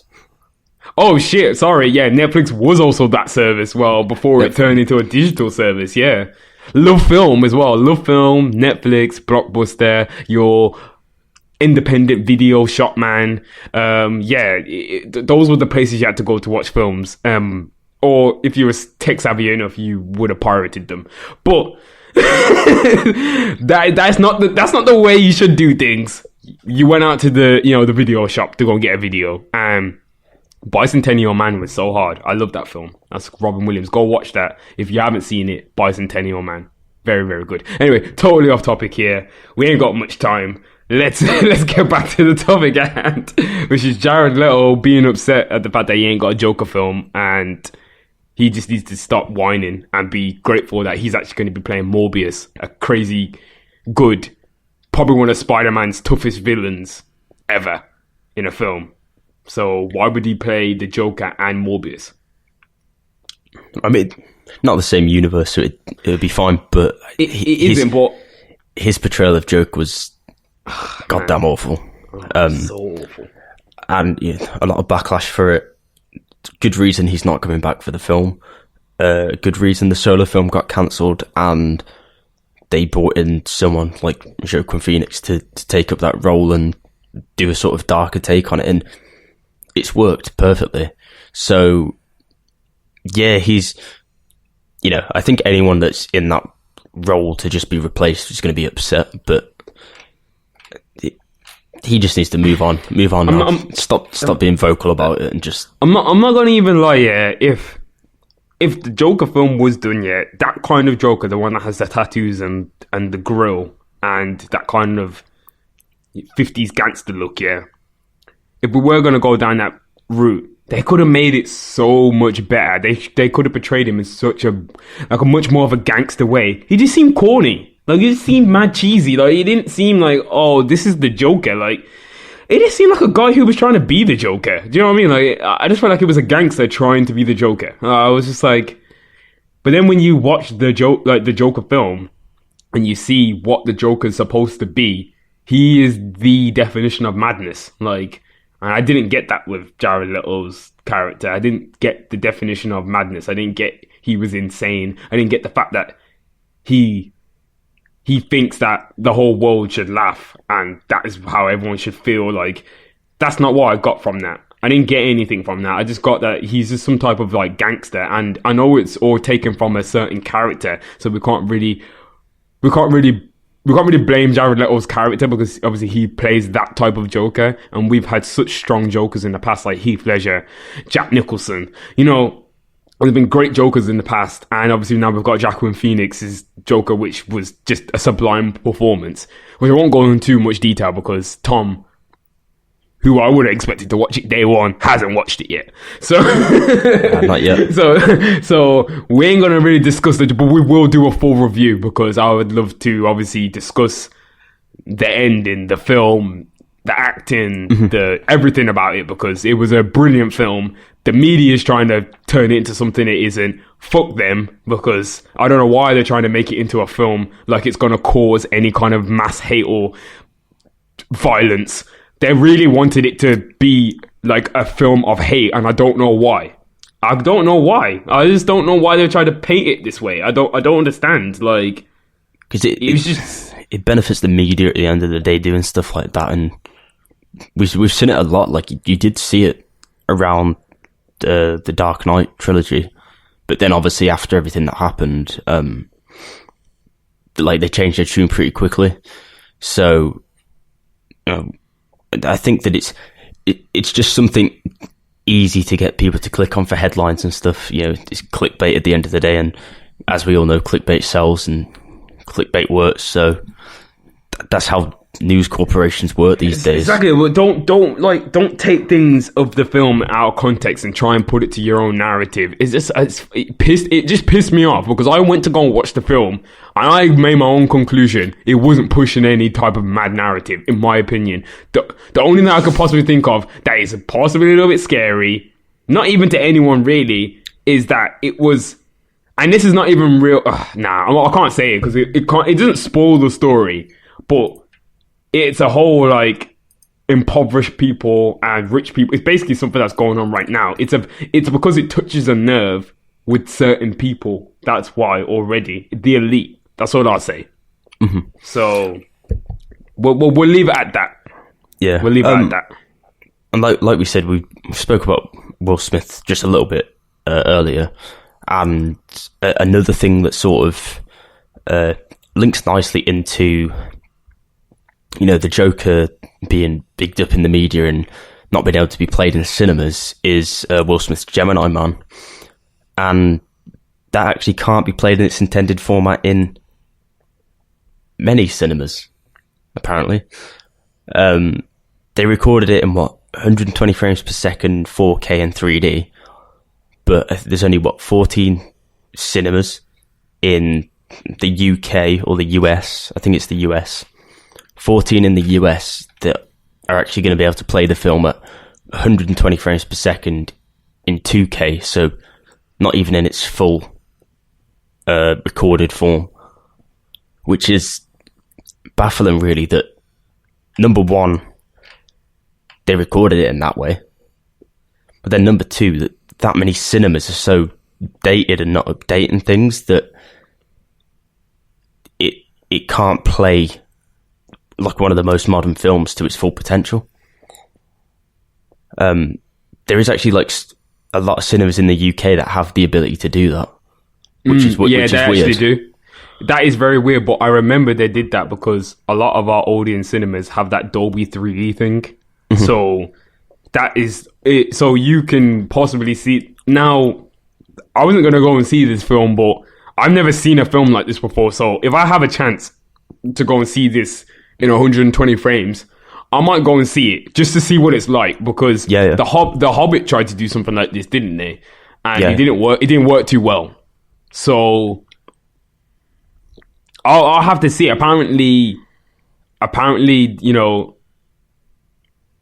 it's like a mix between like high frame rate and like a special 3D like software. So it means that like there's a lot of extra data in there, and there's a lot of like extra stuff that they've done to like add to the 3D depth of it that you can see in the 120 frames that you can't see in the normal one. Even in most cinemas in America, they're still going to be running it in IMAX. It will still be 60 frames a second. So really a big hindrance. Like, I don't really understand if we haven't got the level of that to do to the masses. I don't think there's any reason to make films in 2K at 120 frames a second for the cinema. Now, I understand for at home, just like we was talking about, that people's setups and systems at home seem to be a lot more, a lot better. You know what I'm saying? And we was talking, and you was even talking about how I'm not sure if it was, we mentioned this like earlier or off air, but like it's off can't air. quite remember. Yeah, it's off air. About the film industry ballooning, and yeah, I just want to sort of say that, like, the film is doing something really sort of innovative in a way by having the age clone as a main character in the film, which is really interesting in the filming techniques. But the point that we were speaking about earlier, which is that the most important point of this is that cinema's not having the technology capable to play these films, but home setups being able to do that is really going to sort of bring that industry, the film industry, sort of the cinema industry down, because you think about the availability of stuff streaming now that you can get first-hand directly in 4K. It's easy enough. You're looking at your cinema costs, so you're paying roughly like £8, maybe £11 for a ticket, depending on where you go, per person. It costs you what, like £3.90, £3.50, £5 max to rent a 4K movie for however many people want to watch it at home. You know what I'm saying? Like, the cost, it's hard to explain, because like cinema has had a resurgence, but at the same time is dying. Like, it's in a odd state at the moment where people love going to the cinema to watch big movie events like the Avengers, but then for a long time there won't be anything like that again. So then, like, people are just waiting. Some people who don't even watch the Avengers went and watched it just because it was such an event and they wanted to be in the know. But they don't watch the side films. They don't watch the little films that build up to the story. They weren't that invested. Do you know what I mean? Like, so I don't know, like cinema. I don't know how it is in America. I know that US theaters in America is getting worse. Like, people are not going to the cinema that much, and that's just due to ticket prices being so grossly like inflated. And in America, I'm pretty sure it can vary from state to state. So obviously that causes an issue, and some people could be paying a certain price in certain area, and then they're not paying it anymore. Also, they don't have any film cards. So like in England, we have the Cineworld Pass or the Odeon Pass where you can watch unlimited films for the month. They used to have a service that did that, but that is recently closed down. So to go and see a film in America, it's quite an experience. Like, you have to pay a lot of money to go and see like a film. Like, it was something like $40 each, and that's not even like an exaggeration. So it can get like that in England as well. If you go to certain cinemas, you find yourself spending somewhere upwards to like £25 if you want to get the full works. Yeah, and we've seen sort of like you said, the resurgence, mainly more in the UK. I think we've seen it. That it's noticeable for us anyway.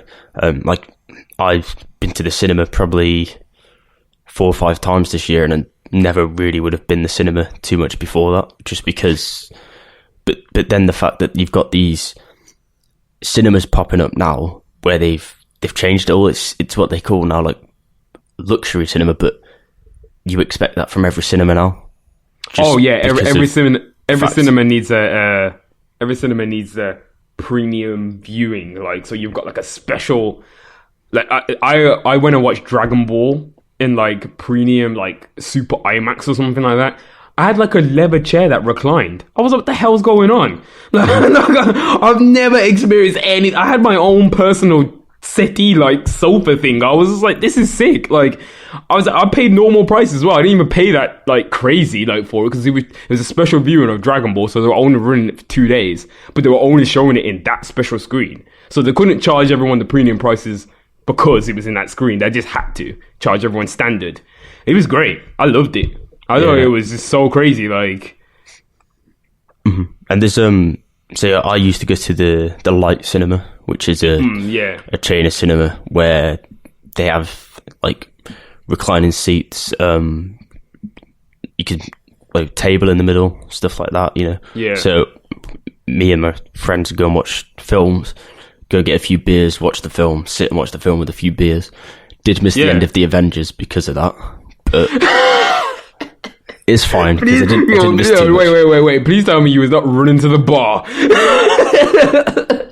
to get more beers. I had to go to the toilet because I was already like 4 beers down at this point. Oh my gosh! I don't see. That's like my film experience. Like, getting drunk, I don't know about that. That might be a bit too much. Sometimes if I was drunk watching a film, I just start shouting shit. Yeah, maybe not for Avengers. It's quite a long film, and it's not something you want to be doing that for. But I will say, if you have like 3 or 4 beers, you go watch Detective Pikachu. The film's hilarious. One of the best films I've ever watched because of that. I would say maybe like I would probably go and watch a horror film drunk. That would be funny. That would be really funny. See, I feel like the introduction of things like that, like I feel like that was in America for a long time. The whole like you could buy alcohol at the cinema. That was not a thing in England.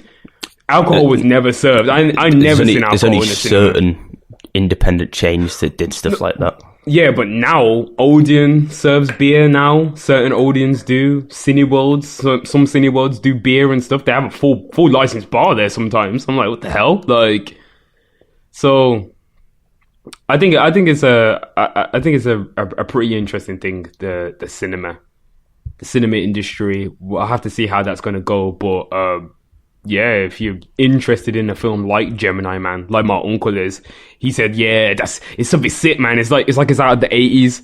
I was just like, why does this look like it's something out of the 80s? I was like, wait a minute, it is, because it's two of the same man fighting each other. Do you know how many times they did that back in the day?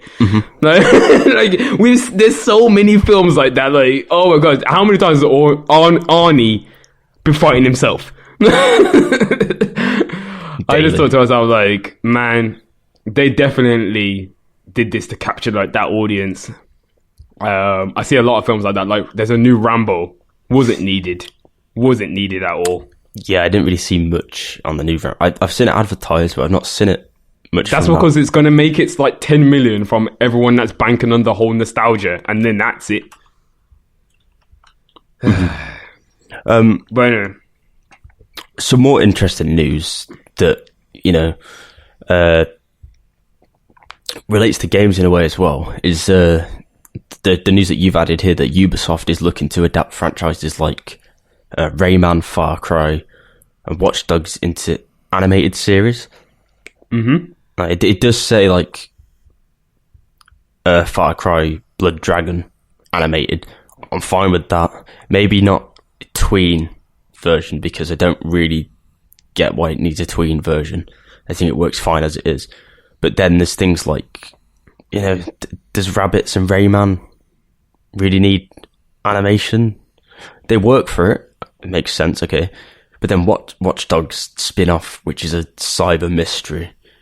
Like, why is this like Ubisoft's tween version of Scooby-Doo with Aiden, whatever his name is? Oh, shit. Yo, it's cool though, because Blood Dragon's going to be for mature audiences. Okay, that's good. That's good. And he's got the producer of Netflix's Castlevania and the upcoming Devil May Cry animated series. This is going to be sick. Okay, I'm sorry, it's going to be lit. Like the show is called Captain Laserhawk, a Blood Dragon vibe. Hard. You know it's going to be sick. And the other thing then that we've just said is the anomaly in this for me really is like the still the Watch Dogs spin-off, like how to catch a predator Scooby-Doo. Like, I don't really understand. Yeah, like, described as a cyber mystery, looks quite different from the realistic and often very violent video games. Cartoonish concept of a preteen girl standing in the halls of Ada Lovelace Middle School with her hacker alter ego reflecting in the floor below her. How is that supposed to aimed at preteens?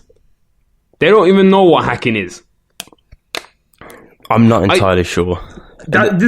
Hacking isn't a thing really that we should be like, because hacking is good. Hacking can have good things, ramifications, and it can have really bad like implications as well. Like, I think that Ubisoft needs to be careful with a show like that. Mm-hmm. They need to be careful with a show like that, because I don't really know why they bothered doing Watch Dogs as a preteen one. Why not just Rayman and Rabbids? That could have easily been made into just some easy things to like make, like as like little cartoons for like preteens. But like Watch Dogs is very much a teenage to like adult like series. So no kids, unless they are intended to do like a Watch Dogs spin-off like kids game, maybe. Yeah, I'm not entirely sure, but it's a weird one. Ubisoft is a weird. Yeah, they've been trying to do this thing for a while now to get into TV, and they seem to be doing it. But whether it's any good or not, I think we'll just have to wait and see. And quickly moving on to something that, speaking of if it's good or not, Ryan Reynolds' new comedy film that he announced, which includes Ninja, Jacksepticeye, and Pokemon. Like, really, what the fuck's going on here? Really? I just like you think by now, yeah, they would start to look for actual people like that we actually like. Do you know what I'm saying? Like Jacksepticeye and Pokemon. Like, seriously, you couldn't get the most mainstream people ever to be in the film. Probably Ninja. Not. It's just, I mean,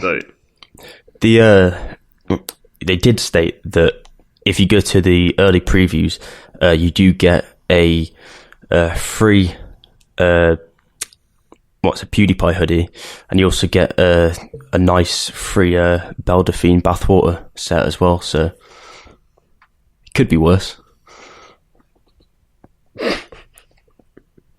just disclaimer that is not true. No, but I might say, I was like, I mean, it wouldn't surprise me. But it just wouldn't, yeah, because like, here's me thinking, oh, yo, this is gonna be sick, yeah. Ryan Reynolds is tackling this idea, cool. But what we didn't need is people who play games in a film. That's what we didn't need, because they're not actors. Mm-hmm. They're on-screen personalities. It's very, very far from actors or actresses. It's just like how every NBA player thinks they can rap now. It's not the case. Yeah, I mean, Ryan Reynolds, if you're listening, hit me up on free. I could be in your film. Yo, hit us both up. We're from 808s and Joysticks. I've got previous acting experience. So Tom's got previous. Put me in. You know I can ad-lib some funny stuff. Let's get it. Like, come on now. Like, we're gonna be better than Ninja and Jacksepticeye. Like, you know what I'm saying? Like, I thought this film was gonna be good because I like the look of it. Do you know what I'm saying? Like, Sean Levy's also behind this as well. But that doesn't necessarily mean everything is all gravy. Just because he did Stranger Things doesn't mean that he does everything great. Mm-hmm. There is sort of one more thing that was on our list to talk about. Well, a few, but one major thing, which is Rick and Morty being split into 2 parts for season 4. Oh yeah, but screw this. Just due to sort of time constraints, we're going to move on to music because there's a lot of good stuff to speak about in music. And in the next show, we will cover that because we sort of covered it with BoJack Horseman in the last show. And it's going to be something that we will get into a bit more. But moving on to music now. Bridging the gap between music and gaming.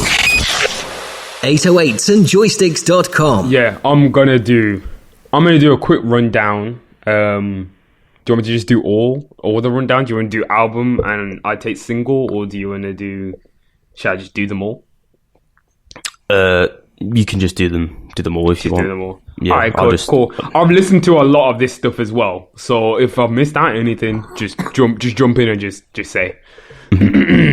So, music section, new releases, albums. You know what I'm saying? By Danny Brown. Really great project. I ain't gotta say nothing more. We know what Danny Brown does on the mic. Very good album. Everyone go and check that out. Baggy Eyes 2 by Michael Christmas. It's been a long time since I listened to Michael Christmas. I just wrote back into this project. Really cool, fun project. Michael Christmas is definitely carving his own lane. Bags and Boxes 4 by Blade Brown. OG UK rapper. If you like that kind of stuff, check it out. I checked it out just because I used to listen to him when I was in high school, so I had to see how the series ends on Bags and Boxes. Die for My Bitch by Baby Keem. This is actually important news. The president, well, one of the co-presidents of TDE has left. So Dave Free, you know Dave Free in it, Tom, like Kendrick, TDE, like he is now left TDE. So TDE is no longer with Dave Free. Dave Free was also part of the directing duo, The Little Homies, with Kendrick Lamar. So I don't know if he's ever going to work with Kendrick on directing videos again. But they were the ones who directed every video from the To Pimp a Butterfly era till now. So I don't know how that's going to work. I don't know if Kendrick's just going to be directing videos on his own. We'll have to see. But he is Baby Keem is his artist. And Baby Keem has worked on the Black Panther album. He worked on Schoolboy Q's album. He has production rights on the last Beyonce album for The Lion King. He is a very talented young guy. He's from Las Vegas. I'm obsessed with his projects. Definitely everyone should go listen to it. He's the next one, I felt like. So Baby Keem, go listen to him. Over It by Summer Walker. Amazing project.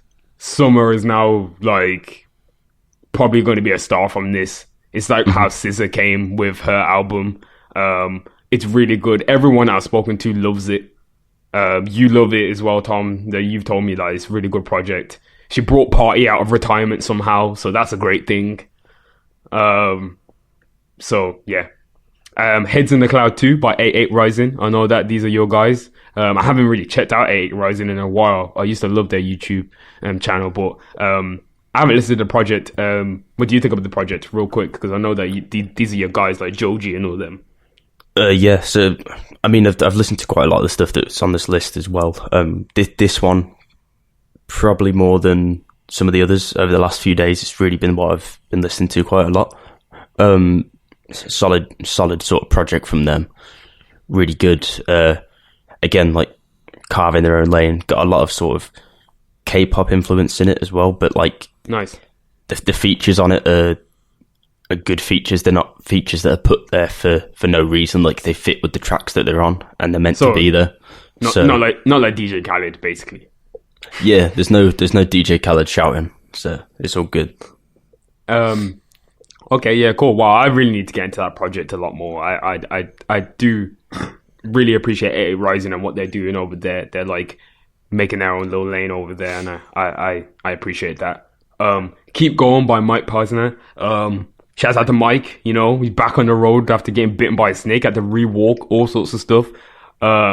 This is a hip hop and rap album by Mike Posner, and it's not bad. It's actually quite decent. So go and listen to it. Like a lot of people have were like, yo, why you listen to Mike Posner? Like, where has he been? But it's not that bad. Like, I like that "What Have You Become" song. Like, look at what you become. I thought that was a hard song. So if you want to see what Mike's up to, this is a surprise album that he released. It's about him like traveling across America, like why he's doing it. So like, hey, go mess with it if you want to do that. Just on the back of that as well, I will say that like he is releasing a lot of sort of just random experimental stuff that he does. And yeah, he is. It's all for sort of good causes as well, and he's very honest in his music. So you know, a lot of other people support him, musicians support him. I know Justin Bieber's a big supporter of him and constantly trying to spread the same message that he does. I didn't even know that Mike Posner had such like. He's got good relationships with like a lot of people in the industry, and I didn't know that like a lot of people respect Mike Posner. I don't know if he used to write or something like that, or he did production, but a lot of people have worked with Mike Posner in the past, like, and respect Mike Posner for what he does. So that is a cool project. Kashmir Tears by Koji Radical. I recently seen Kano in concert. Amazing project, by the way. Koji Radical came and supported him, and he just blew me away. So I had to get into the project when I got back, and it's sick. So if I missed it out before, I'm sorry. Koji Radical, Kashmir Tears, a really, really good project. And last but not least, Husband EP by Father. It's hard. I don't know what else to say, but Father rapping over Melty Cannon beats, just being Father. The video for, I think it's called Iceman, is done in a Robot Chicken style. Go watch that video. It's really sick. So, and then moving on to the singles real quick. We've got Up by Baka. Again, not nice. Morley's Freestyle by Crept. Prayers up to Crept. He got stabbed at 1Extra, but he's all good now. He's back out with new music. 47 by Sidhu Moosewala. Mist, Still Bangles, featuring Steph London. I know this is a big tune for the Asian community, and with like Mist and Still Bangles, they all hail from Birmingham as well. So shouts out to the local area. Or That, Moneybag Yo featuring Meg Thee Stallion. 10 out of 10, Wretch 32 and Gigs. Lights Up by Harry Styles, new single from his upcoming second album. Twisted by French Montana with the worst Logic verse I've ever heard in my life. Featuring Juicy J, Logic and ASAP Rocky. Go and listen to this song if you want to hear a terrible Logic verse. Don't listen to that song. What I'm going to say is, Logic made that song about suicide, and in his verse, he said 1-800, I'ma kill that pussy. Go listen to Logic, and everyone denounce him because he's a piece of shit. Psycho by Slow Tie and Denzel Curry. I really hope they make a rock band, because Slow Tie, Denzel, and JPEG Mafia keep talking like they're going to make a band together, and if they do, that's going to be crazy. Wiki, Eggs. I think Madlib did the beat on it. It's really cool. Wiki's obviously amazing rapper. Fashion Week by Rico Nasty, really, really cool song. Love Rico Nasty. Bottom Bitch by Doja Cat, also love Doja Cat. There's like, my girlfriend has got me into a lot more female rap, and I appreciate it a lot more. And obviously we always try and include as much as we can, like, throughout our playlist. And you could probably see a lot of the things that I've said and albums we talked about on the upcoming playlist. We also have Rehab / F the World by Brent Faiyaz. That was like a little 2-pack that he released. One was for Winter in Paris and the other one was Summer in London, I think. So go check that out. Brent Faiyaz, amazing singer. And that is what I've got on the new releases. Yeah, I've got a few more here, just sort of off the top of my head that I've just been listening to recently. A song that really sort of stood out to me that I didn't think I'd like. When You Love Somebody by Robin Thicke, his new song. Oh, back on the Rob bandwagon. Back on the Rob bandwagon, are we? Actually, not that bad. It's surprising because I was like, oh, it's Robin Thicke. I don't really want to listen to it. And it kept coming on the new music playlist. And I was like, oh. And then I was just listening to it and I was like, oh, that song's all right. What's that song? And I was like, oh, it's that Robin Thicke song. I was like, okay. And then it's like, it just keeps stuck in your head. I don't know what he does, but he somehow does that stuff. The thing is, yeah, Robin is so sick with it, yeah. It makes me so upset what he did. And then when he came out with that Paula album, yeah, me and you, I wish we had the show at the time, because we used to rip that album every day at college. We used to come back there and I'm like, I'm gonna get her back, get her back, get her back. No. Do you remember the Mustard remix and how hard that was? That was hard. Do you remember how hard the Mustard remix was? The Mustard remix was hard of that song. Like, Paul of the album, that was probably one of the worst Get You Back albums I've ever heard. I don't even know where he was coming with that weak shit. Robin, man. God damn it. Anyway, what else have you... The real question is, did he get her back though? No, he didn't get her back. Moving on. He didn't get her back. I'm not sure if we've covered this one before, but Losing My Mind by Shekwes. Yo, there's new Shek.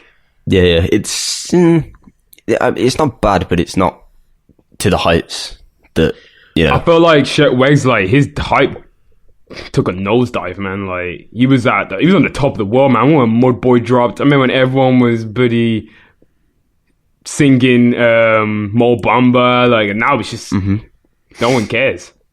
Is Mo Bamba even doing well in the league? I don't know. You have a HPNGC Injury Reserve featuring JPEG Mafia, which is a decent song. Oh, yeah, I'm going to see Injury Reserve. Me to You by Louvel, which is good project, that is. And then also Playing Games by Anna of the North. Anna of the North is back with some new music, and it's different, but, you know, I'm a big advocate for Anna of the North. She always pulls out some good music, so that's the rest that we've got rounding up. If you listened to the show last week, actually, you would know that we did a big thing. Even the artwork we did was based on Jesus is King, Kanye's upcoming album, and we said, oh, maybe the album will be out by the next show, and you know, did say probably unlikely. Guess what? It's not out, and it's still probably not going to be out by the next show. I mean, Kanye did do a Sunday service again this week, and he said that it's going to be out in 2 weeks, so that does put it on the 25th still. That is when the film is also going to be released worldwide in IMAX as well on the 25th. I don't know. I don't know if you can buy tickets for that yet, because I want to go. Obviously, I want to see what it's going to be. Yeah, that's what I'm saying. The 25th of apparently that is still a date that's going ahead. Is IMAX? You can go to IMAX and you can. I just don't trust this guy. How many times have we heard that's the date that it's going to be on literally everything? Kim, you got to remember, you got to remember as well, we yarned in the first place, Tom. That was supposed to drop last Black Friday. We are now on to the next Black Friday. Yeah, I remember making the artwork for that Yandi. That was a long time ago. That was a long time ago now. That's what I'm saying. That was a year ago. Like, what the hell? Like, I don't even know, man. Like, Kanye, yo. And the thing is as well, yeah, if the album is not, like, if it's not all new content and I'm hearing songs that we already heard in the leaks, I'm going to be very pissed off. Yeah, just a quick sort of, bit of knowledge quiz here. Can you guess what episode the Yandi artwork was? Well, Yandi related artwork, because it was the PlayStation artwork that was really sort of good at the time for us. So we like the artwork. I can't remember which one that was. What, 15 maybe? Yeah, I mean, nearly bang on 16. Oh, damn. 53 weeks ago. So just over a year was when we covered that, and it's still not here. It's now been 2 weeks since Jesus is King. That's still not here. So... gosh. You know what? It was actually bang on a year the day that we made the Jesus is King and the Yandi artwork. Like, they were bang on a year apart. Man, that just... Oh, my God. That kind of shit just make... Are we the curse? Maybe. Are we stopping Kanye from releasing the album? Did the show come out and he was like, nah, it's not good enough for Tom and Tairell. Gotta go back and do the album again. Oh gosh. Just drop the album. Oh, just drop the album, Kanye. Either way, people are gonna eat it up anyway. Like, what's the point? Like, you've sold merch. The merch comes with an album download as well. So people have already got the album technically.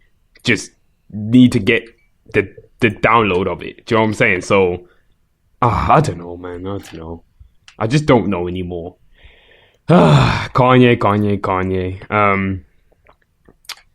Yeah, there's not really much more else to say. I was going to say we can talk about this last little topic here, but we haven't even covered any of this topic, as you know already, because it's been covered to hell by everyone else. We're just going to do a little rundown. 6ix9ine, I'm pretty sure everyone's seen it. We don't need to really say too much more. I ain't even going to say, I'm not even calling him 6ix9ine. Snitch 9, he's out here, offered $10 million deal, according to sources, and already working on an album in prison. How is he going to do this from witness protection, Tom? He's not. I mean, that's what I'm saying. Like, what are people talking about right now? There's people that aren't even like big music followers or big music advocates that have been saying this to me. Like, oh, have you heard about like 6ix9ine taking the deal and stuff? Because it's covered so much. But my response is just, it doesn't matter anyway. He's going to get shot. So, and I know that's really bad to say, but the amount of people that he's gone against and the sort of people he's gone against, it's not like it's not like this is Kanye and he's gone, oh, Taylor Swift, your music's crap on stage. Yeah. This guy's gone out and gone, all these people connected to all these gangs, this is what they're doing, this is what... Yeah. And we're talking big gangs here, we're not talking like we're talking little stuff. Do you know what I'm saying? Thank you, Tom. You're probably the first. I don't know if it's just because obviously, like, we're just really good friends. You're the first person to actually say to me, yo, but he's actually done something kind of crazy. Like, not the whole, oh, he's going to be okay, like, what's going to happen? Like, no, is everyone not thinking to the fact that, like... No, this is the Bloods and the Crips that we're talking about. The big gangs. Okay, we're not talking about, like... The youths down at the community centre that hang out in their tracksuits. Like, we're not talking about these people. We're talking about real OGs and real gangsters and real people who have done some real stuff that were not expected to get themselves implicated in the 6ix9ine case. Do you know what I'm saying? Like, yeah. Do you know what I'm saying? You're talking about people that weren't connected to this thing in the first place. And people that have been on the streets for a long time and not managed to get caught. A lot of these people have been out here and may have been in and out of prison, but never been, caught and put away too long. That's why the gangs are still there. And we all know, unfortunately, what's happened with artists previously that have been related to gangs like this. And unfortunately, the majority of the time, it doesn't end well. And you can't go into witness protection with multicolored hair and think you're going to get away with a record deal. With a record Like, deal. First and foremost, what recording company is that dumb to offer him 10 million off rip? And I'm saying that, record companies are fucking stupid, because as long as they make their little bit of money, even if he's signed to them and he dies, do you know how much money they're going to make off that guy? Mm-hmm. Do you know what I'm saying? Like, you got to think to yourself, like, these companies don't care.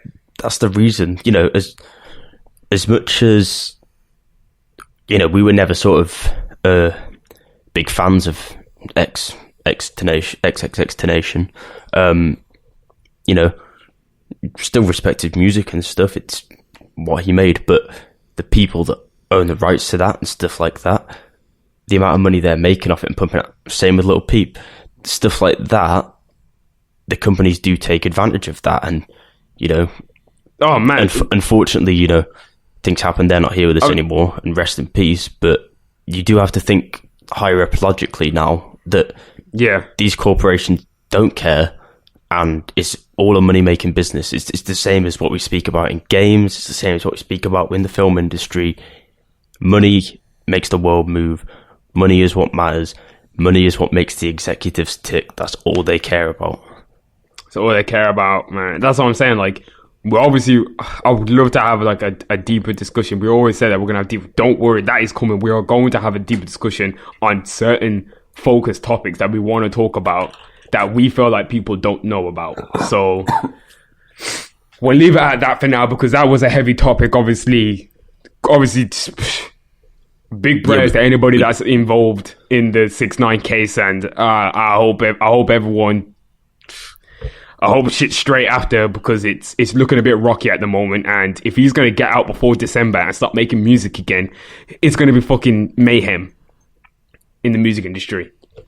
But anyway, let's leave it at that. More positive note, just quickly, if you are, listening to the show, then thanks for all the support recently. We've had a really good support recently, and we're really happy about that. And also, it's someone's birthday the day this show goes out, so Tairell's birthday on that day. Oh, yeah. Which, we're still doing this. We're still trying to get it done. We're both working now, finished our university, doing well. And we, thank you for all your support, but, we're still going to keep putting the work in. We've got more stuff to come. And this isn't, the final finished article of 808s and Joysticks. There's way more to come. And this is just the start. Like, this is really the start of something big now, with the amount of sort of traction we're getting and stuff like that. We're in a position where we feel we are comfortable to start putting foundations in place to build upon that and start on these new things that we've had planned for a while. Exactly. Obviously, big shouts out to Tom. He did the website, the rebrand. When we was working hard in that, had some personal things I had to deal with. Tom was there and he did all of the rebrand, and we were speaking about it over the phone and over messaging, and we both worked hard for this branding. Yeah, it's my birthday, but we still got to work. And obviously, I love this. I love to do this. This is like my outlet. This is what I take pride in. I have fun with this. I just get to talk some shit with one of my best friends for 2 hours every 2 weeks. It's not a bad gig. So thank you for the support, everyone. Peace.